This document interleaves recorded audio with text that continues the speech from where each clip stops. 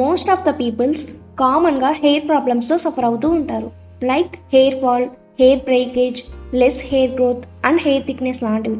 Health of your hair మీ factors మీద depend అయి ఉంటుంది. మీ age, genetics, environmental exposure, medication లాంటివి. మీ డైట్ మీద హెయిర్ గ్రోత్ డిపెండ్ అయి ఉంటుంది. ఎక్కువ హెయిర్ ప్రాబ్లమ్స్కి సీరం, షాంపూస్, హెయిర్ ఆయిల్స్ని యూజ్ చేస్తూ ఉంటారు. అవి హెల్ప్ అవుతాయి. బట్ వాటితో పాటు మనం డైట్ని కూడా మెయింటైన్ చేయాలి. అప్పుడే హెల్తీ హెయిర్ని చూడొచ్చు. 9 foods for hair growth. Eggs, green leafy vegetables, vitamin C rich citrus fruits, seeds and nuts, carrots, whole grain, soybeans, avocado, cinnamon అంటే దాల్చిన చెక్క లాంటివి తీసుకుంటే మనం హెల్తీ హెయిర్ని చూడొచ్చు. అసలు ఈ ఫుడ్స్ మాత్రమే హెయిర్ గ్రోత్కి ఎందుకు తీసుకుంటామో చూద్దాం. First, eggs. ఎగ్స్లో ప్రోటీన్ ఉంటుంది.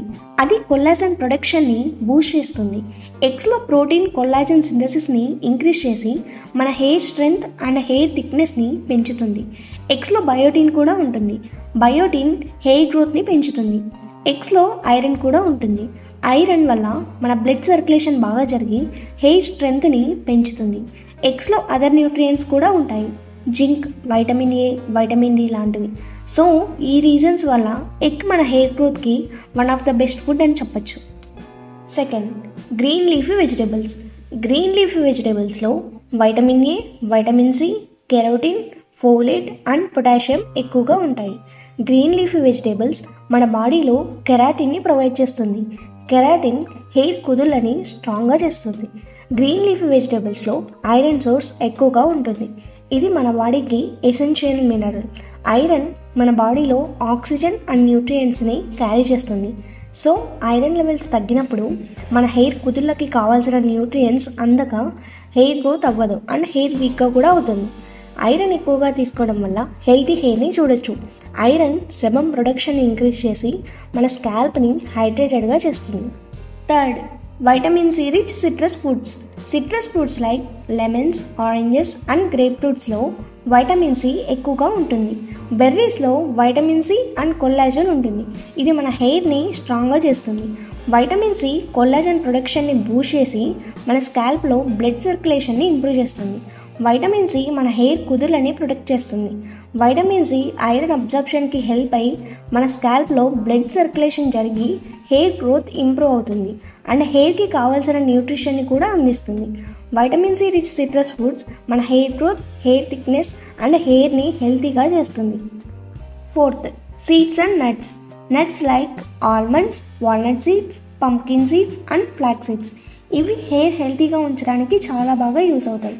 నట్స్లో ఒమేగా 3 ఫ్యాటీ యాసిడ్స్ ఉంటుంది. ఇది మన స్కాల్ప్ని హైడ్రేటెడ్గా ఉంచడం వల్ల హెయిర్ థిక్గా ఉంటుంది అండ్ హెయిర్ స్ట్రాంగ్గా కూడా ఉంటుంది. నట్స్ అండ్ సీడ్స్లో జింక్ ఉంటుంది. ఇది సెల్ రీప్రొడక్షన్ని ఇంక్రీజ్ చేస్తుంది. అంటే కణాల పునరుత్పత్తిని ఇంక్రీజ్ చేసి మన హెయిర్ని హెల్తీగా చేస్తుంది. సీడ్స్ అండ్ నట్స్లో న్యూట్రియంట్స్ ఉంటాయి. Like phosphorus, magnesium, iron, copper and selenium. ఇవి మన హెయిర్ గ్రోత్కి హెల్ప్ అవుతాయి.